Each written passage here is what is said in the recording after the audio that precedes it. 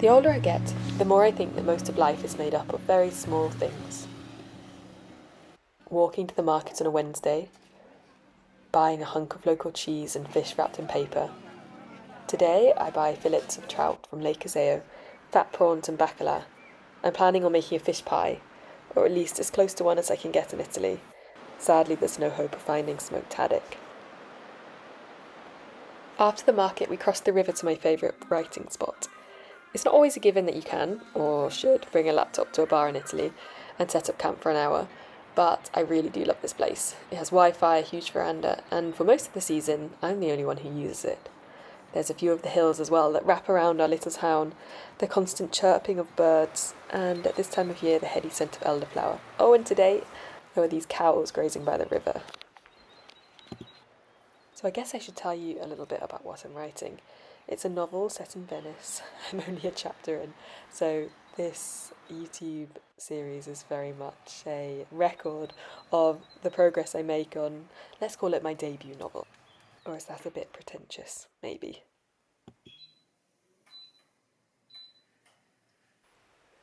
Lately I've been trying to spend my days with a little bit more purpose. Not necessarily productivity, just attention. Paying attention to where my time goes, to doing things more intentionally, to consciously moving forward, not quickly, but not in the stops and starts that I've become used to noticing things. I used to be much better at noticing things. When I was 25 and living in Venice, I started a daily journal as a New Year's resolution. I think it was the only resolution I've ever stuck to, well, for a few years anyway. And then kids came along and, well, life got in the way. But writing in that journal for 5 minutes every evening, even if it was only a few lines, helped me to take stock of everything that had happened, even what I'd eaten for dinner. And I'm trying really hard to bring that focus back. Today we had a delivery of fruit and vegetables from a local farm. So the kitchen's full of crates of courgettes, white radishes, strawberries, cherries and fresh peas. The tastes of late May. Beautiful peas.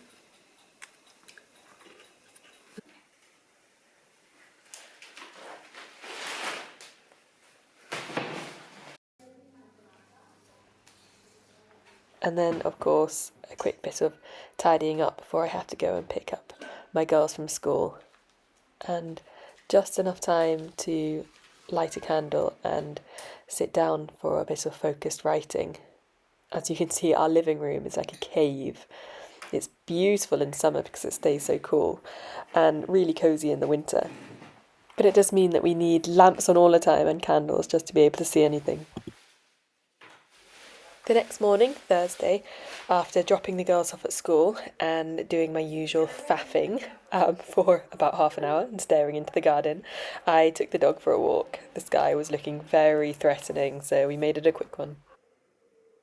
We wandered to the next town along today. The other day, a fellow expat called our town provincial. I think he meant it as an insult, but actually that's exactly why I like it. We still have little independent shops, places where you can buy clothes and bread and ice cream and underwear sold in little cardboard boxes by a 91-year-old shopkeeper.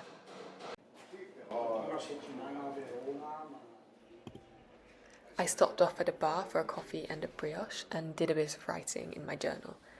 Outside, and there were these low clouds clinging to the surrounding hills. Rain was definitely on the way. There are lots of projects happening in the background at the moment. Writing, research, trying to figure out what it is I'm supposed to be doing after having completed a 4-year PhD in history, having 2 children, seeing my job as a copywriter just be lost to AI, and just having a mind that's buzzing with ideas and not really the focus to see them all through.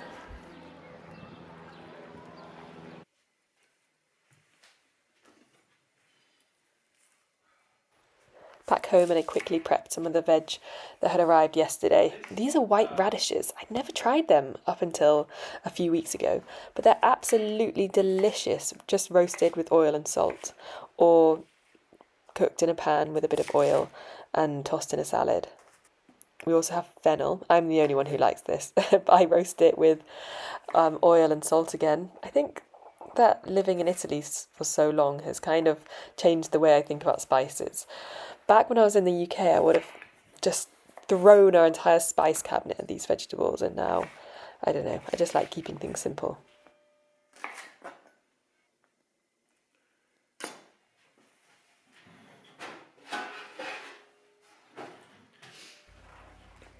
Outside, the sky is definitely threatening rain, and we can hear the distant rumbles of thunder. Storms are so common in May in this part of Italy. The fledgling blackbirds in our garden were in a frenzy of activity. I don't think it'll be long before they leave the nest for good. Over lunch, I read a few of my favourite novels just for inspiration. This is one of my favourite activities. And then the rain started. You know, I said that my living room was dark. This was at about 2 p.m. and I needed to turn on all the lights, light a candle, just to be able to work. I made myself a coffee and sat down on the sofa to get a few more words down.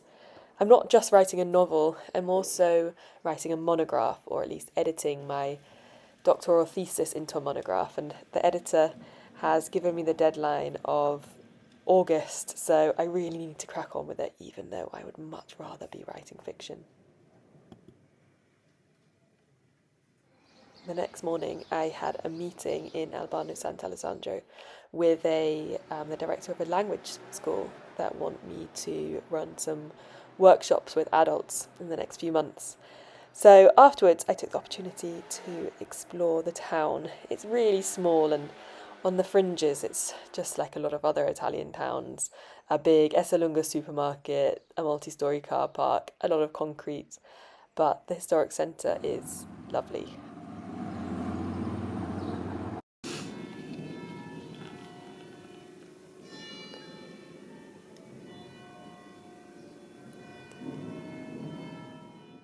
I found a quiet little bar with a shady terrace to do a bit of work over lunch. Back home and I'm prepping dinner.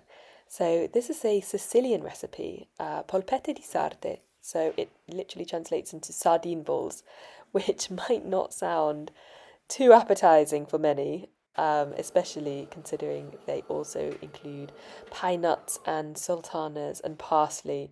So really rich flavors and fishiness and sweetness might not be to everybody's taste. I was actually delighted that this recipe required the use of a mezzaluna. I haven't used this knife for years. I'd actually forgotten we owned it. I remember just being so happy when I got it for Christmas one year as a teenager after seeing Nigella use hers and always pining after it. So that probably tells you all you need to know about the kind of teenager I was. But anyway, I was very pleased to get to use it today. I've been thinking a lot about joy lately. I mean, like the joy that I felt when I received that mezzaluna and now when I'm using it.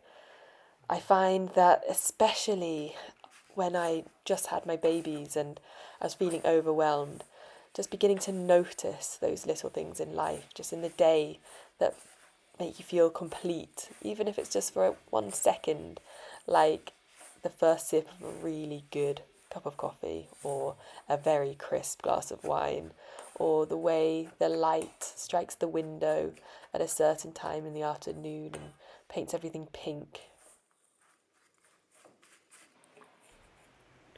I suppose my objective with these videos is not only to show my little corner of Italy and the food we eat and the places we visit, and my life as I try really, really hard to write a novel and, my God, maybe even get it published, but also how I try really hard to step back and notice the glimmers of beauty in the everyday.